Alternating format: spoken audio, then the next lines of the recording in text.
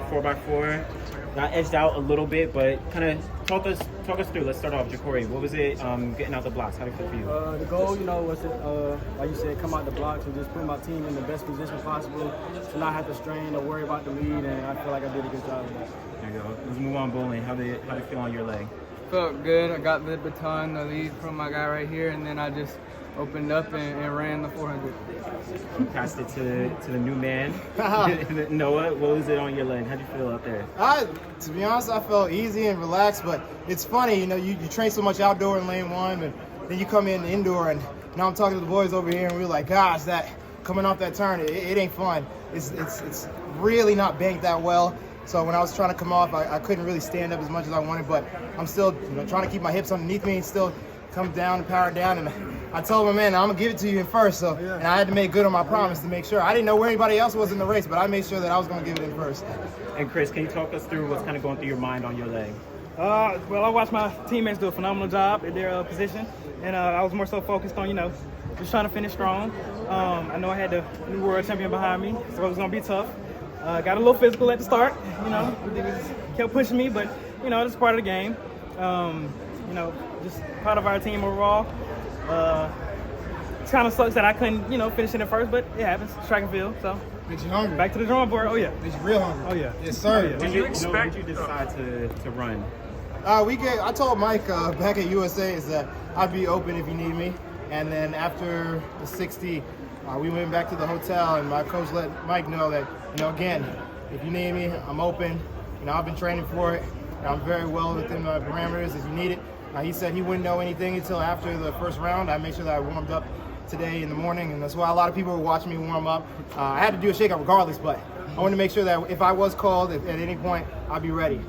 And after the first round, the prelims, I got the call midday, and I was like, all right, let me finish my lunch so I can make sure I'm ready. Did they give you any explanation for why you were subbed in for, it was either Paul Dedewo or for Bassett, why those were the guys? I didn't get any explanation. I just got the call from Coach B, and I told him I'd be ready. How was about Fred Kerley's comments? He's quite upset. He says he told USA team playing favoritism, yell like puppets. Yes, man. I mean, he could be here, but he ain't.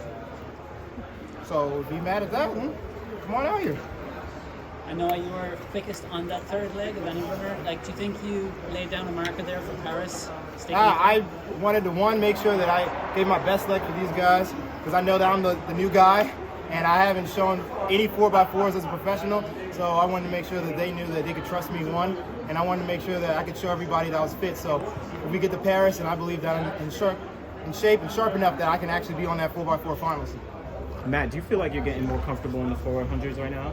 Yeah, I got to run a couple of opens indoors, and I had a couple of good races, and I had a couple one where I got out a little too hard, but you kind of work, you feel the sweet spot, go out fast, go out slow, and then it comes together later on. So I'm happy I was able to get my feet wet this indoor season and really get ready for where it matters in the outdoor.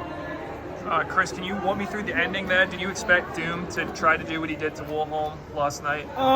Yeah, that was on the mind, yeah. But more so I was mainly focused on myself. I'm only in control of what I can do. I went out there and did my best, so proud of the outcome regardless. No, you haven't competed in the 400 meters too many times. So what was your biggest learning curve tonight? To be honest, I kind of expected everything that I gave tonight. The only thing that was really different, again, being as it is indoor, turns are tighter, kind of hard to come out off the turn tall and upright. So that was a little bit, of a shake. But I know outdoor, that's a completely different scenario. So truthfully, I believe that everything I've proved today is a really good telling of, one, how good a shape I am and how versatile I'm able to be when it comes to just being a sprinter as a whole. Will you run any 400s outdoors, or was this the sort of... Yeah, I think it was a situation where I was either going to be able to prove it here, or we were going to go to Tom Jones or Florida Relays and run a 400 there. But now that I feel that we've been able to prove ourselves here, we're going to leave that as it is, knowing that as the season goes on, I'll get stronger and faster. It was 45-6, I think, on the split. How do you feel about that? I feel very confident. I wanted to make sure that I at least put down a 45-5 split or faster. So here, 45-6. I feel very confident in that. 2 silver medals for you. Would you say it's a disappointment? Hey, I wanted to come in here with some golds.